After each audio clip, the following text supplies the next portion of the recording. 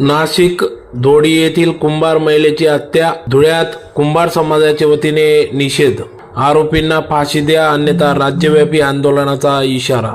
दिनांक 9 ऑगस्ट 2026 रोजी दोडी बुद्रुक तालुका सिन्नर जिल्हा नाशिक येथील कुंभार समाजातील विधवा महिला संगीता मधुकर जाधव यांच्या निर्गुण हत्येच्या निषेधार्थ आरोपींवर कठोर कारवाई करण्यात यावी अशी मागणी जिल्हाधिकारी कार्यालय येथे जिल्हाधिकाऱ्यांना निवेदन देऊन करण्यात आले आहे। यावेळी जिल्हाधिकारी कार्यालयाबाहेर निदर्शने देखील करण्यात आले।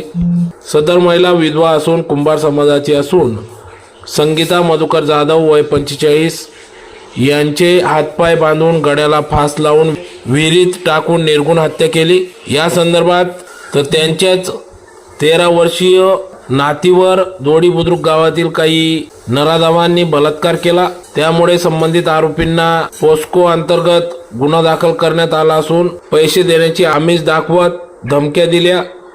त्यामुळे संबंधितांवर कारवाई करण्यात यावी अशी मागणी आज या निवेदनातून करण्यात आली। यावेळेस पत्रकार अनिल चित्ते यांनी सांगितले की सदरची घटना फुले शाहू आंबेडकरांच्या विचारांनी प्रेरित पुरोगामी महाराष्ट्राला काळीमा फासणारी आहे। संत गोरोबा काकांच्या विचारांनी चालणारी शांतताप्रिय कुंभार समाजाला राजकीय पाठबळ नसल्याने सदर अन्याय होत असल्याचे देखील त्यांनी सांगितले। तर या प्रसंगी निवेदन देतेवेळी धुळे जिल्हाध्यक्ष किशोरभाऊ कुंभार, उपाध्यक्ष दिनेश वाघ, प्रदेश उपाध्यक्ष गोकुळ कुंभार, विभागीय अध्यक्ष रतिलाल कुंभार, विश्वासभाऊ कुंभार, पत्रकार अनिल चित्ते, ज्येष्ठ नेते आनंदराव सोनवणे, हिम्मतराव चित्ते, गोकुळभाऊ कुंभार, नारायणभाई जगदाडे, आकाश खैरनार, सागरभाऊ वाघ, दीपक ठाणकर, सतीश कुंभार, ॲडव्होकेट पंकज वाघ, जगदीश मंगळकर, राहुल मोरे तसेच कोळी समाजातील गीतांजलीताई कोळी यांच्यासह मोठ्या संख्येने समाज बांधव उपस्थित होता। आज कुंभार समाजामध्ये अतिशय भयानक घटना घडली।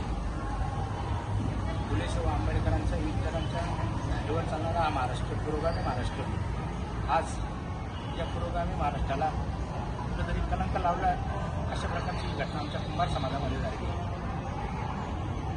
दोडी तालुका सिन्नर जिल्हा नाशिक येथे एका कुंभार समाजाच्या अल्पवयीन मुलीवर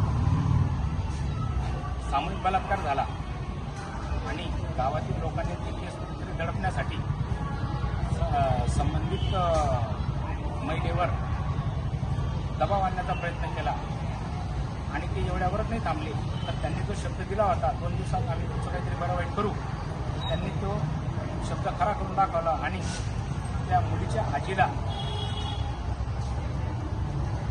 बार काम करत असताना डायरेक्ट तिथून घेऊन गेले, शेतामध्ये तिचे हातपाय बांधले, गळ्याला फास आवडला आणि विहिरीमध्ये टाकून दिले। म्हणजे याचा अर्थ विचार करायचा हा महाराष्ट्र कुठं चालला आहे। कुंभार समाजाला जो तो टार्गेट करण्याचा प्रयत्न करतो हे आम्ही आता याच्यापुढे चुकून घेणार नाही। माननीय कलेक्टर साहेबांना आम्ही जे निवेदन दिले त्याच्यामध्ये आम्ही स्पष्ट उल्लेख केलेला आहे आणि आता याच्यापुढे जर अशा घटना झाल्या तर आम्ही तो अन्याय अत्याचार कदापि सहन करणार नाही। संबंधित गुन्हेगारांवर पॉक्सो अंतर्गत गुन्हा दाखल व्हायला पाहिजे। त्याच्यानंतर या प्रकारचा खटला हा जो आहे हा फास्ट ट्रॅक कोर्टात चालायला पाहिजे। त्याच्यानंतर पीडित कुटुंबातील सूरज मधुकर जाधव, किरण मधुकर जाधव यांना तातडीने पोलीस संरक्षण देऊन सरकारने त्यांना आर्थिक मदत द्यायला पाहिजे अशी आमची मागणी आहे। या सर्व गोष्टींचा सरकारने गांभीर्यपूर्वक विचार करायला पाहिजे। आम्ही संत गोरोबा काकांचे अनुयायी आहोत। एक म्हण आहे, आपण जर इतरांसाठी धावून गेलो तर लोक आपल्यासाठी धावून येतात। पण आता आमच्या कुंभार समाजामध्ये कोणीच असं एकमेव नाही जो इतर राजकीय नेत्यांपैकी पण जो कुंभार समाजाला संरक्षण देऊ शकेल असेल। तर या घटनेचा कुठेतरी पायबंद व्हायला पाहिजे। नाही वेळला तर हा कुंभार समाज रस्त्यावर उतरल्याशिवाय राहणार नाही अशी मी कलेक्टर साहेबांना निवेदन दिलेलं आहे।